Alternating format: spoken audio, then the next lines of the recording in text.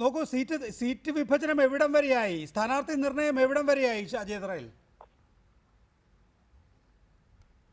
ഞാൻ ഇന്നലെ പറഞ്ഞില്ല കേഷേ, സീറ്റ് വിഭജനം ഒരു panel of candidates central election committee ചർച്ച ചെയ്തുകൊണ്ടിരിക്കുകയാണ്.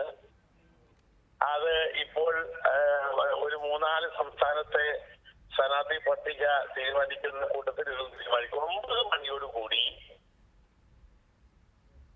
കേരളത്തിന്റെ കോൺഗ്രസിന്റെ ലിസ്റ്റ് പുറത്തു വരും.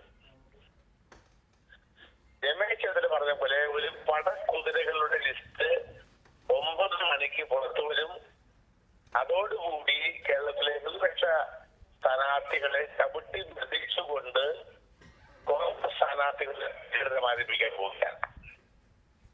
ചുണക്കുട്ടികളും മിടുക്കന്മാരുമെന്നാണ് രമേശ് ചെന്നിത്തല പറഞ്ഞത്. നോക്ക് ശ്രീ അജയ് തറയിൽ, ഞാൻ നേരത്തെ ചോദിക്കാൻ ശ്രമിച്ചത് ഇതാണ്. നോക്ക്, വയനാട്, വടകര, പത്തനംതിട്ട, എറണാകുളം, ഇടുക്കി ഈ ലോക്സഭാ സീറ്റുകളിലാണ് ഇപ്പോൾ കോൺഗ്രസിന് തർക്കമുള്ളത്.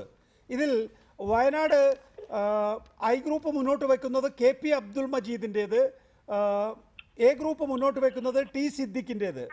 സമാനമായി ഇടുക്കിയിൽ ഡീൻ കുര്യാക്കോസും ജോസഫ് വാഴക്കനുമുണ്ട്.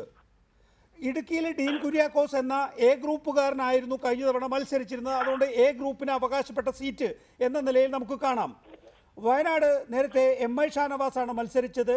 അവിടെ MI ഷാനവാസിൻ്റെ ഗ്രൂപ്പ് എന്നുള്ള നിലയിൽ ഐ ഗ്രൂപ്പിന് ആ സീറ്റ് വേണം എന്ന് അവരും അവകാശപ്പെടുന്നു. അപ്പോൾ അവസാന ഘട്ടത്തിലെ തർക്കം യഥാർത്ഥത്തിൽ, ഞാൻ ആളുകളുടെ പേര് പറയുന്നില്ല, ഈ തർക്കം യഥാർത്ഥത്തിൽ കൊണ്ടുചെന്നെത്തിക്കുക താരതമ്യേന നിങ്ങളുടെ ലിസ്റ്റിലുള്ള പേരുകളിൽ തന്നെ ദുർബലമായ സ്ഥാനാർത്ഥികളിലേക്കല്ലേ? ഇപ്പോൾ ഇടുക്കി എന്നാൽ എ ഗ്രൂപ്പ് കിടക്കട്ടെ എന്ന് വിചാരിച്ചാൽ ഡീൻ കുര്യാക്കോസിലേക്ക് എത്താം. വയനാട് എന്നാൽ ഐ ഗ്രൂപ്പിൽ തന്നെ തുടരട്ടെ എന്ന് വിചാരിച്ചാൽ KP അബ്ദുൾ മജീദിലേക്ക് എത്താം. ആ നിലയിൽ അവസാന ഘട്ടത്തിലെ ഈ ഗ്രൂപ്പ് തർക്കം യഥാർത്ഥത്തിൽ ഒരു ദുർബല സ്ഥാനാർത്ഥിയിലേക്ക് കാര്യങ്ങൾ എത്തിക്കുമോ? വടകരയിൽ അല്ല, വയനാടിൽ കോൺഗ്രസ് ഒരു കുറ്റിച്ചൂല് നിർത്തിയാലും ജയിപ്പിക്കാവുന്ന അവസ്ഥയുള്ള സ്ഥലമാണ്. ഇടുക്കിയിൽ കഴിഞ്ഞ വർഷം കഴിഞ്ഞ തവണ സ്ഥാനാർത്ഥിയായിരുന്നു. അവിടെ കസ്തൂരംഗ റിപ്പോർട്ടുമായി ബന്ധപ്പെട്ട ചില പ്രശ്നങ്ങള് ഉടലെടുത്തത് കൊണ്ട് ഉണ്ടായ സംഭവവികാസങ്ങളാണ് ശ്രീ ജോസ് ജോർജിനെ ജയിച്ചത്. ശ്രീ ജോസ് ജോർജ് വളരെ കോൺട്രവേഴ്സ്യൽ ആയ കാൻഡിഡേറ്റ് ആണ്. ഭൂമിയെ മടക്കമുള്ള കയ്യേറ്റം അടക്കമുള്ള നിരവധി കാര്യങ്ങൾ ജോസ് ജോർജിനെ കുറിച്ച് നിൽക്കുന്നതുകൊണ്ട് ആയാലും ജോസഫ് വാഴക്കനായാലും അവിടെ പാട്ടും പാടി ജയിക്കും, ഒരു തർക്കവും വേണ്ട. ഈ വയനാട്ടിൽ കോൺഗ്രസ് കുറ്റിച്ചൂലിനെ നിർത്തിയാലും ജയിക്കുമെങ്കിൽ ശരിക്കും ഒരു കുറ്റിച്ചൂലിനെ നിർത്തിയാൽ പോരെ ശ്രീ അജയ് തറയിൽ? എന്തിനാണ് ഈ മനുഷ്യന്മാരുടെ ലിസ്റ്റിലേക്ക് പോകുന്നത്?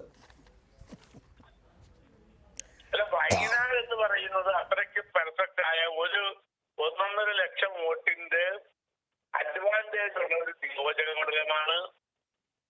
അവിടെ ഗ്രൂപ്പിനുള്ളിൽ തർക്കമുണ്ടായ ഒരു കാൻഡിഡേറ്റ് പരാജയപ്പെടാൻ പോകുന്നത്. അവിടെ ഞങ്ങള് ഈസിലി വാക്കവായിരിക്കും. അതുകൊണ്ട് അതിനെപ്പറ്റി ഞാൻ ചിന്തിച്ചില്ല. ഞങ്ങൾ വടകരയിലും കാൻഡിഡേറ്റ് നല്ല കാര്യം അത്യാവശ്യം കാര്യം പറയാം. കേസ് 9 മണി വരെ ശക്തിക്കൂ.